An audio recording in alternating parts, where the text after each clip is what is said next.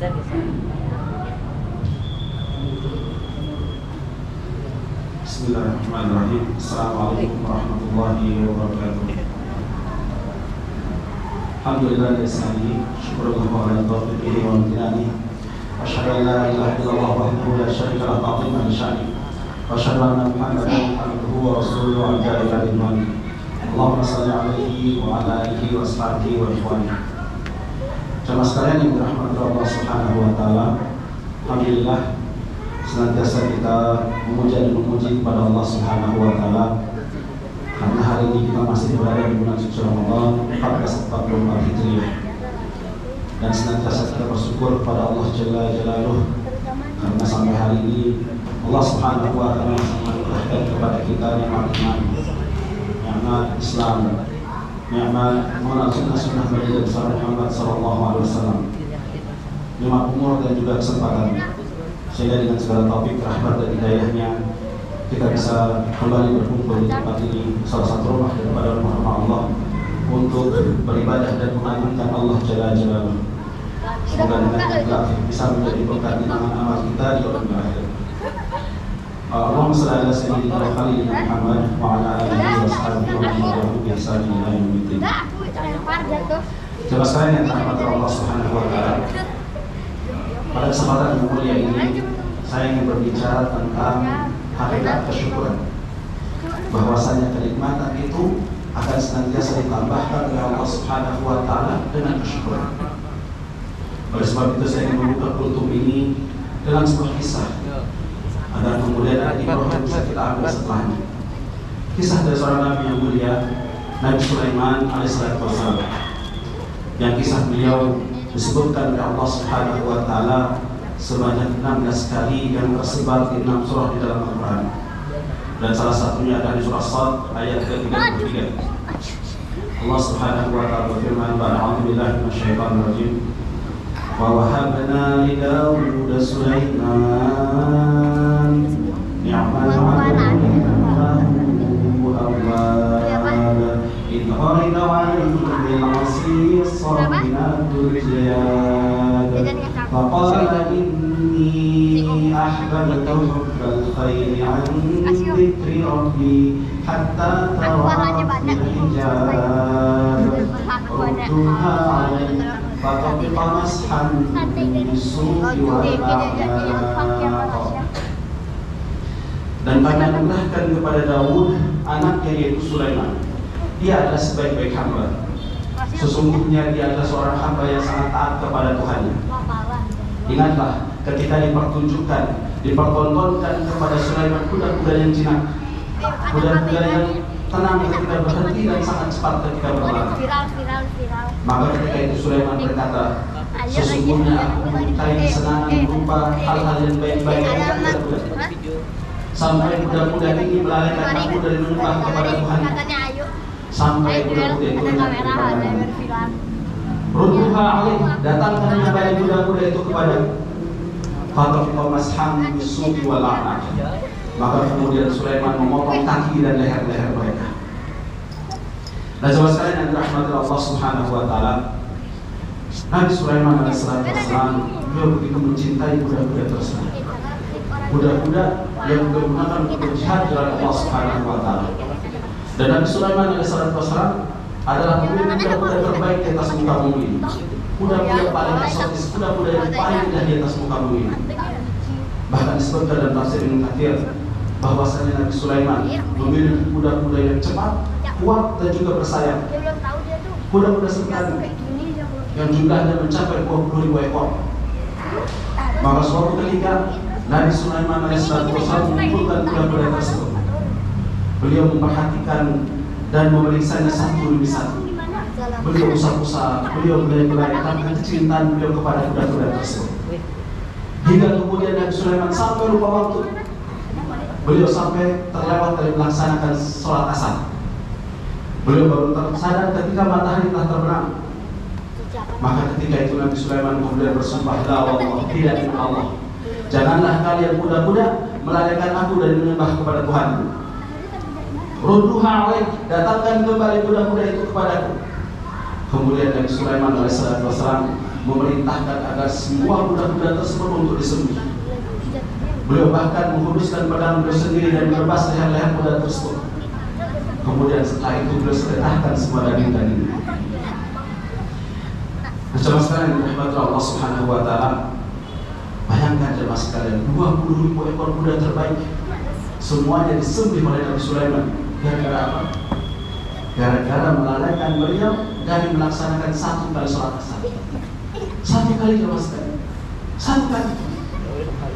Nah kita entah sudah berapa banyak sholat yang kita lalaikan disebabkan karena gadget-gadget kita, karena handphone kita, karena TV kita, dan juga pekerjaan kita dan seterusnya. Adakah di antara kita yang membanting handphone atau membanting TV-nya? Enggak ada. Lantas kenapa Nabi Sulaiman alaihissalam sampai melakukan hal tersebut? Ternyata karena kecintaan beliau, pemuliaan dan pengagungan beliau kepada Allah Jalla Jalaluhu. Dan dengan sebab kita sama sekalian, padahal beliau sangat mencintai budak-budak tersebut. Akan tetapi ketika budak-budak itu melalaikan beliau dan menyembah kepada Allah, maka beliau pun kemudian menyembelihnya. Dan dengan sebab ini jemaah sekalian, Allah Subhanahu wa taala kemudian menggantikan kendaraannya Nabi Sulaiman tersebut, kuda-kuda tersebut, dengan kendaraan yang jauh lebih cepat dan jauh lebih baik, yaitu dengan kendaraan angin. Angin yang bertiup sesuai dengan perintah Nabi Sulaiman alaihissalam. Angin yang akan membawa Nabi Sulaiman kemanapun yang dia kehendaki. Perjalanan 1 bulan dengan seekor kuda yang cepat hanya ditempuh oleh Nabi Sulaiman dengan perjalanan 2 pagi atau 20 sore saja. Maka benar sabda Nabi kita Muhammad SAW, Inna kalian la syai'an lillahi azza wa jalla illa badalaqallahu bihi ma huwa khairun lakum. Sesungguhnya tidaklah engkau meninggalkan sesuatu karena Allah azza wa jalla, melainkan Allah pasti akan menggantikannya dengan sesuatu yang jauh lebih baik dari itu. Nah, coba sekalian yang dirahmati Allah Subhanahu wa taala, yang ingin saya katakan adalah perhatikan bagaimana Allah Subhanahu wa taala menambahkan nikmatnya kepada Nabi Sulaiman alaihissalam karena kesyukuran beliau kepada Allah Subhanahu wa taala. Dan bagaimana juga Allah menghancurkan nikmat harta yang berlimpah yang ada pada Qarun disebabkan karena kufur nikmatnya kepada Allah Subhanahu wa taala. Tahu Qarun apa? Kenal Qarun? Tahu Qarun ya? Allah Subhanahu wa taala menganugerahkan pembenaran harta yang luar biasa kepada Qarun. Bahkan disebutkan di dalam Al-Quran, gemboknya Pak, kunci-kunci gudang penyimpanan hartanya Qarun itu saja harus diangkut dengan beberapa orang laki-laki yang kuat dan kekal. Disebutkan dalam tafsir 10 sampai dengan 40 orang laki-laki. Dan kalau Qarun hendak bepergian, maka dia harus mengangkat kunci-kuncinya tersebut, ya, gembok-gemboknya tersebut dengan 60 ekor kuda, 60 ekor bigol, lebih kecil sedikit dari kuda, lebih tinggi sedikit dari kuda, yang namanya bigol. Bayangkan sama sekali, kalau gemboknya saja, kunci-kuncinya saja harus diangkut dengan sekian banyak orang laki-laki yang kuat, seberapa besar, kira-kira berapa besar itu gudang pintu penyimpanan hartanya si Qarun? Berapa besar gudang penyimpanan hartanya dan berapa banyak harta yang ada di dalamnya, subhanallah. Dan Qarun ini jamaah sekalian masih sepupunya dari Nabi Musa alaihissalam. Sebagian ulama nasab menyebutkan ayah dari sepupunya, artinya masih pamannya dari Nabi Musa alaihissalam. Akan tetapi kedekatan nasabnya dengan Nabi Musa alaihissalam, banyaknya harta yang dia miliki ternyata tidak mampu menyelamatkan dia dari azab Allah Subhanahu wa taala. Bahkan ketika dia kufur kepada Allah, Allah tenggelamkan dia beserta hartanya ke dalam perutnya. Dan sampai hari ini sekalian, kalau ada orang yang menemukan harta yang terpendam, maka akan dikatakan sebagai harta karun. Maksudnya hartanya si Qarun, saking banyaknya hartanya si Qarun. Nah, saudara yang dirahmati Allah Subhanahu wa taala, harta kita jamaah sekalian tidak lebih banyak dari hartanya Qarun dan juga hartanya Fir'aun. Dan tidak bermanfaat pasukan Fir'aun yang begitu hebatnya dan juga banyaknya harta yang dia miliki. Juga kedekatan nasabnya Qarun dengan Nabi Musa alaihissalam dan banyaknya harta yang luar biasa yang dia miliki ketika mereka kufur kepada Allah Subhanahu wa taala. Oleh sebab itu jemaah sekalian, semua nikmat, semua harta yang telah dianugerahkan oleh Allah Subhanahu wa taala kepada kita, jadikan dia sebagai wasilah, sebagai perantara untuk mendekatkan kita kepada Allah Subhanahu wa Ta'ala, untuk mendapatkan keridhaan Allah. Agar kemudian harta tersebut, nikmat tersebut ditambah oleh Allah Subhanahu wa Ta'ala. Tambah nikmatnya, tambah keberkahannya, tambah jumlahnya. Dan semua itu akan bertambah dengan kesyukuran kepada Allah Subhanahu wa Ta'ala. Allah berfirman dalam Al-Quran, "La in syakartum la azidannakum wa la in kafartum inna adzabi lasyadid." Sesungguhnya kalau kamu bersyukur kepada Allah, maka saya akan tambahkan nikmat tersebut kepada kamu. Tapi kalau kamu ingkar, kamu kufur, maka ketahuilah sesungguhnya azabku sangat berat. Nah, coba sekarang betapa seringnya kita mendengar ayat ini. Mungkin sebagian kita sudah menghafalnya. Tapi tahukah kita bagaimana hakikat kesyukuran yang benar? Bagaimana cara bersyukur yang benar? Apakah cukup dengan ucapan alhamdulillah kemudian selesai? Ternyata tidak. Al-Imam Abu Dawud rahimahullah ta'ala sudah menyebutkan dalam kitab Al-Hajj Al-Qasidin halaman 305 bahwasanya kesyukuran yang benar atau hakikat kesyukuran tersebut menggabungkan antara tiga hal. Yang pertama, asyukur bil qalbi, bersyukur dengan hati. Maka seorang mukmin ketika pertama kali mendapatkan nikmat, maka hal pertama yang terlintas di benaknya adalah bahwasanya nikmat tersebut datang dari Allah Subhanahu wa Ta'ala. Wa ma bikum min nikmatin fa min Allah, kata Allah. Dan apa saja nikmat yang ada padamu dari Allah lah datangnya. Apakah dia mendapatkannya dari jual beli yang dia lakukan, perniagaan yang dia kerjakan, gaji bulanan yang dia dapatkan, maka seorang mukmin mengetahui bahwasanya hakikatnya nikmat tersebut datang dari Allah Subhanahu wa Ta'ala. Kemudian yang kedua, bisa nih dengan ucapannya. Hal pertama yang diucapkan oleh seorang mukmin ketika mendapatkan nikmat adalah alhamdulillah. Dia memuji kepada Zat yang telah menganugerahkan kepada dia nikmat, yaitu Allah Subhanahu wa Ta'ala. Dan dia memperbanyak pujian-pujian tersebut. Dan yang ketiga adalah berjawab, dengan perbuatan, yaitu dengan menggunakan nikmat tersebut dalam rangka ketaatan kepada Allah Subhanahu wa Ta'ala, dan tidak menggunakan nikmat tersebut dalam rangka bermaksiat kepada Zat yang telah menganugerahkan kepadanya nikmat, yaitu Allah Subhanahu wa Ta'ala. Nah, ini hakikat daripada kesyukuran jamaah sekalian. Semakin kita bersyukur jamaah sekalian, maka akan semakin ditambahkan nikmat tersebut oleh Allah Subhanahu wa Ta'ala. Karena tidak akan hilang nikmat jika disyukur, dan tidak akan tetap nikmat jika dikufur. Dan sebaik-baik hamba adalah hamba yang paling pandai bersyukur kepada Allah Subhanahu wa Ta'ala. Maka kalau Anda ingin harta Anda ditambahkan oleh Allah Subhanahu wa Ta'ala, gunakan harta tersebut dalam rangka beribadah kepada Allah Subhanahu wa Ta'ala. Gunakan untuk bangun masjid, pondok pesantren, sumbang orang makan buka puasa bersama, dan juga pakai miskin dan seterusnya. Niscaya harta tersebut akan ditambah oleh Allah Subhanahu wa Ta'ala. Karena Allah telah berjanji dalam Al-Quran, "Wa ma anfaqtum min syai'in fa huwa yukhlifu wa huwa khairur raziqin." Dan apa saja yang kamu infakkan di jalan Allah itu, Allah akan menggantinya. Allah akan menggantinya. Wa huwa khairur raziqin, dan Dia sebaik-baik pemberi rezeki. Nabi juga mengatakan, "Mana pasal sedekah min mali." Tidaklah sedekah itu mengurangi banyaknya harta. Justru dia akan menambahkan harta kita, tambah berkahnya, tambah jumlahnya, tambah nikmatnya. Anda ingin umur Anda ditambahkan keberkahannya? Gunakan umur itu untuk beribadah kepada Allah Subhanahu wa Ta'ala. Anda ingin kenikmatan bersama istri ditambah? Mau ditambah berapa, Pak? Mau ditambah?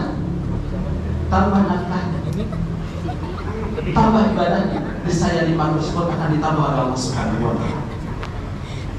Nah, coba sekarang yang rahmat Allah Subhanahu wa Ta'ala, dan salah satu kenikmatan terbesar yang hari ini ada di hadapan kita adalah bahwasanya Allah Subhanahu wa Ta'ala diizinkan kita untuk memasuki bulan suci Ramadan dan juga beribadah di dalamnya. Maka tidak cukup bagi kita dengan ucapan alhamdulillah kemudian kita lalai dari ibadah-ibadah kepada Allah Subhanahu wa Ta'ala. Karena Ramadan jemaah sekalian adalah bulan perlombaan. Bulan perlombaan. Setiap kita ini adalah pesertanya, bukan panitianya dan juga bukan penontonnya. Ramadan ibarat perlombaan lari, tapi dia bukanlah lari sprint, tapi dia adalah lari maraton. Bukan siapa yang paling cepat sampai, tapi siapa yang paling lama bertahan, maka dialah pemenangnya. Siapa yang paling lama bertahan di atas ketakwaan ketika Ramadan telah berlalu? Karena cobaan sebenarnya jemaah sekalian adalah ketika Ramadan telah berlalu. Ramadan telah berlalu. Apakah kita bisa tetap istiqamah di atas kebaikan-kebaikan, di atas sunnah-sunnah Nabi SAW, di atas ibadah-ibadah, di atas kesyukuran-kesyukuran kepada Allah di 11 bulan yang lainnya? Dan salah satu tanda diterimanya amal ibadah seorang hamba di bulan suci Ramadan adalah ketika dia bisa tetap istiqamah di 11 bulan yang lainnya. Oleh sebab itu jemaah sekalian, di akhir bulan Ramadan ini jemaah sekalian, kita memperbanyak ibadah kita lagi kepada Allah Subhanahu wa Ta'ala. Karena kuda pacu jemaah sekalian, semakin mendekati garis finish, maka dia akan mengerahkan semua tenaganya untuk bisa meraih kemenangan. Maka jangan sampai kemudian kita kalah cerdas dengan kuda. Karena sesungguhnya innamal a'malu binniyyat, sesungguhnya amalan itu tergantung kepada penutupnya. Maka kalau kita kurang bagus dalam penyambutan, maka semoga kita bisa memberikan yang terbaik ketika perpisahan. Kemudian terakhir jemaah sekalian, jangan kita menjadi hamba-hamba Ramadan ini, yaitu hamba-hamba yang hanya mengenal Allah Subhanahu wa Ta'ala, beribadah kepada Allah Subhanahu wa Ta'ala hanya di bulan suci Ramadan saja. Karena Allah Rabbnya Ramadan dan juga Rabbnya 11 bulan yang lainnya. Allah dan yang sama yang telah memerintahkan kita untuk beribadah di bulan suci Ramadan dan juga di 11 bulan yang lainnya. Oleh sebab itu jemaah sekalian, jadilah kita hamba-hamba Rabbani, hamba-hamba yang senantiasa istiqamah di atas kebaikan-kebaikan, di atas sunnah-sunnah Nabi SAW, di atas ibadah-ibadah, di atas kesyukuran-kesyukuran kepada Allah di setiap bulan, di semua bulan. Dan ingatlah bahwasanya Allah Subhanahu wa Ta'ala menambahkan semua nikmat-nikmat tersebut dengan kesyukuran yang benar. Hadza sallallahu alaihi Muhammad wa da'wana alhamdulillahirabbil alamin. Terima kasih maaf bersama kepada Allah Subhanahu wa Ta'ala. Subhanallah wa bihamdihi, asyhadu an la ilaha illa anta, astaghfiruka wa atubu ilaik. Wassalamualaikum warahmatullahi wabarakatuh.